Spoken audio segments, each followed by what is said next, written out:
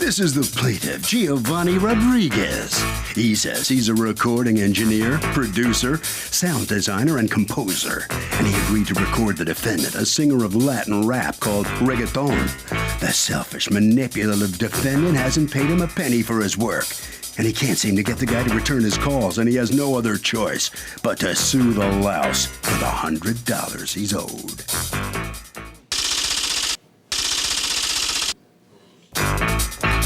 This is the defendant, Stephen Rods. He says he and the plaintiff recorded songs and did favors for one another, back and forth. The plaintiff would record his songs and he would in turn promote his name out there and get him known. They recently got into a big fight, stopped talking, and then this bogus lawsuit arrived. Police! He's accused of being a deadbeat. Thank you, Douglas. Giovanni Rodriguez? Yes. You are suing Stephen Rods for $100 that you say he owes you and has not paid you for work that you performed as a recording engineer, producer, and sound designer and composer. Okay, I guess for production work on one of his recordings. Tell me how you two know each other. Well, we met through a friend. I'm not going to mention her name. It's a girl, and she called me and she told me, I have this recording. I have this reggaeton artist to Now, reggaeton present. Is what kind of music? It's Latin music. You don't have to tell me, but for the uninitiated out there who may not know, It's Latin. It's Latin Puerto Rican music. Okay. It's reggae mixed with a little bit of hip hop, a little bit, not too much. All right. It's more tropical. Okay. Yes. All right, and we met, and this was about 1 year ago. Okay. And she thought you two might want to know each other because you do what? we do the same music. Okay. But what you were doing for him was what? Mixing engineer. Mixing engineer. Yeah. All right.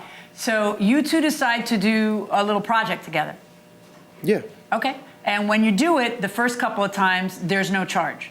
There's no charge. And there's no dispute about that. But now it's the fourth time, and you agree on a price. And what's the price you agree on? 100. Okay. And so what you do is you work on what, one song? Well, we worked on 4 songs, but those 4 songs were favorites from Right. that I So then asked. this is what, the fifth one? Yeah, it's the fifth one, song. not fourth one. All Yeah. right. And so you work on that fifth song. That's the one that's $100. And that happens on what date, more or less? I gave him the project. The project was completed October 14th. All right. And when you give him the product, don't you just say, "Where's my money"? I forgot. You forgot to get paid? No, I forgot to ask him. Really? Yeah. What's your day job? Don't quit it.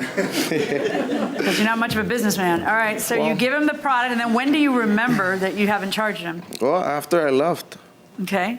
And he had a party, and I left like at 4 o'clock in the morning, so. Okay. I texted him back the next day. And said, "Yo, I forgot to ask you for my money." And he says, I have the text messages here. well, what does he tell you? Tell me about it. Just tell me. He tells me, it's all good, bro. I cleared my check because of my birthday and my mom's. Por ella cumple mañana, pero I get paid in a week and a half. Y de ahí yo sin falta te pago. How much is it going to be? Okay, well, let's back it up a tad there. My mother's birthday is tomorrow, but I'll get the cash, and then without fail, I will pay you. How much is it going to be? All right. Now, according to you, this is a favor, like the other ones were a favor. Yes. Okay, you tell me, what's your side of this? Basically, yeah, what he said in the beginning, we met by a mutual friend. We don't need to go over that. Talk to me about this agreement and how it went wrong. There's some flaws that he said in his statements right now. We started the last song before he went to Puerto Rico, recording the song in general. Nothing ever came up of pricings, of money-wise, of anything. Basically, the agreements that we had was, you do me a favor, I'll do you a favor. What favor were you going to do him? I was promoting his songs in the locations that he wasn't known at, for Colombia, Miami. What do you mean by promoting his songs? For example, I did a couple of shows in Miami on April, and he gave me like at least 30, 40 CDs of him. I took it over there on when I did my shows. I handed out his CDs. I told the DJs to put the music so people can start dancing with it, like know his name basically. And so far, I took it to Colombia also. I sent it to my uncle that he has a radio station over there, and he has a couple of people known in the music world. And just... Can you prove any of this? No. Okay, so you're saying that he was agreeing to produce your songs and to put it together, and then in return, what you're going to do is hand his musical CDs to some friends and your uncle. Yes. Right, except he says you were supposed to pay him $100. What do you say about that? No, we had no agreement whatsoever. And with these kind of things, you have to write a contract, and you have. No, you don't. Listen, let me explain something to you. These kind of things, you should have a written contract, but nobody does. That's why we are busy all the time, because of you guys who never have written contracts. Okay? So when the job is done, and this plaintiff never asks for money, and his thing is, I forgot. Is that a little suspicious to you? I think it's extremely suspicious. You don't forget to ask for your pay. Odd to you, sir, coming in the back? Nothing's free in life. He definitely should have charged a price. Well, no. My question is, when somebody finishes a job, isn't it customary for them to say, now pay me? You wouldn't forget that? Well, obviously, if that's your income, yeah, you want to get paid. Suspicious, then. I agree. Very suspicious. Quite suspicious. Very, very suspicious. Very, very, very. Going inside the courtroom. So your position is, I never, ever agreed I would pay him any money. This is like a surprise to you that he's suing you for this money, because you never agreed to pay him $100. Yes. Okay, And, that's your position. Hand me the text.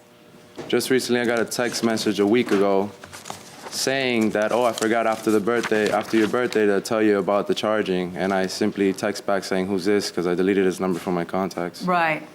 Brown is here and black On is October here. 16th, he texts you, hey, dímelo, hope everything is good, bro. Pues, ¿cuándo me vas a pagar? When are you going to pay me for the song? I forgot, I'm just going to translate it into English. I forgot to ask you yesterday when I left your house. Laugh out loud, LOL. You write back, it's all good, bro. I cleared my check because of my birthday and my mom's because I cleared my check. What is it you mean by that? That you spent it? Yeah, it was my mom's birthday. You're using all the later. wrong words. All right. Because it's her birthday tomorrow. Pero I get paid in a week and a half, and without fail, I will pay you. How much is it going to be? Well, that doesn't sound like something you're not supposed to pay for. $100. Just let me know. P.S. Tell your mother I said happy birthday. You respond, thanks, bro. Wait, didn't you tell me first it was 60, then 70, and now 100? That doesn't sound like there's never an agreement for you to pay him. And it first started with 20. Okay, but I understand. I thought you said that there was never an agreement that you would pay. Not that price at all. Oh, no, it's not that price. It started at 20. 20 now was fine. It's that you weren't going to pay that price. A minute ago, before he produces the text, it was, you're never supposed to pay for it. The only time when people have to pay for things, there's always a written contract. This was a favor. I was doing him. I'm doing such good things for him because I give his CD to my uncle and some friends in Miami. That's what you were saying. Now that I'm reading this out loud, you're like, oh, well, now it's a price dispute. No. It's that is what just happened. He's saying it's $100. We went over this. Answer, nah. Remember the conversation good. Answer, nah. So wait a sec. Are you not going to pay me the $100? And then you reply, me estás mangoneando.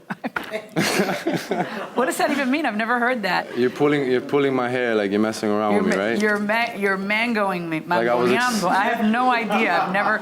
You're like pulling my hair. You're punking messing me. with me. You know you didn't say 100, my dude. You said 70. Funny you didn't say that in your testimony for the last 10 minutes.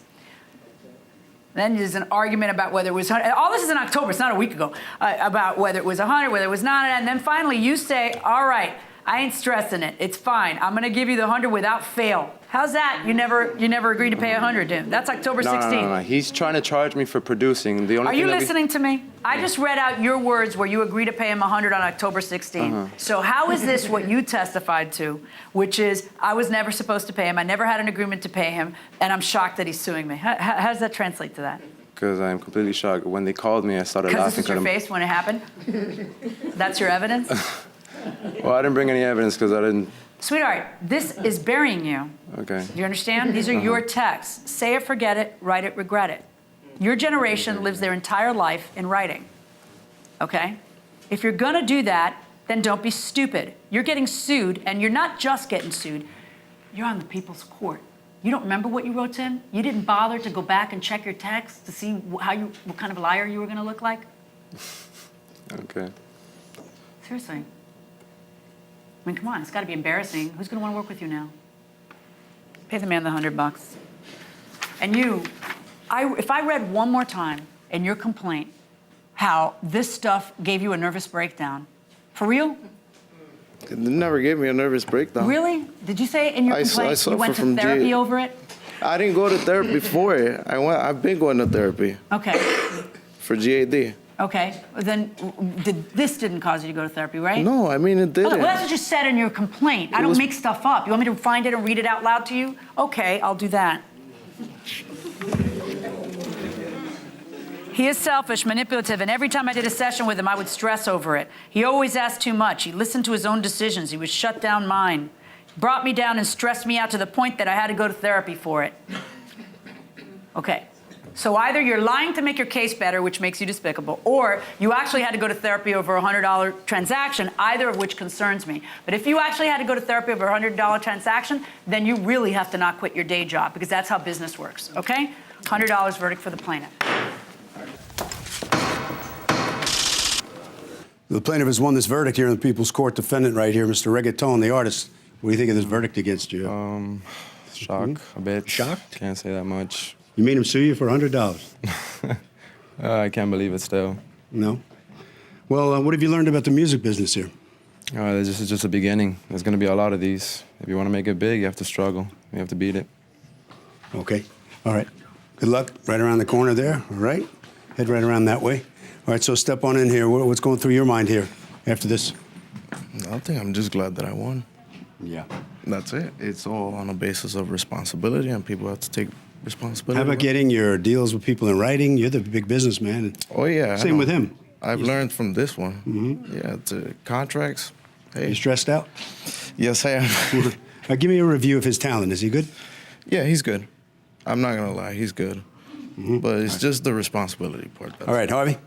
Okay, the absurdity of this case, so there are several, but the real absurdity of this case is asking for therapy bills. The bottom line is you never, ever, ever get therapy bills for breach of contract.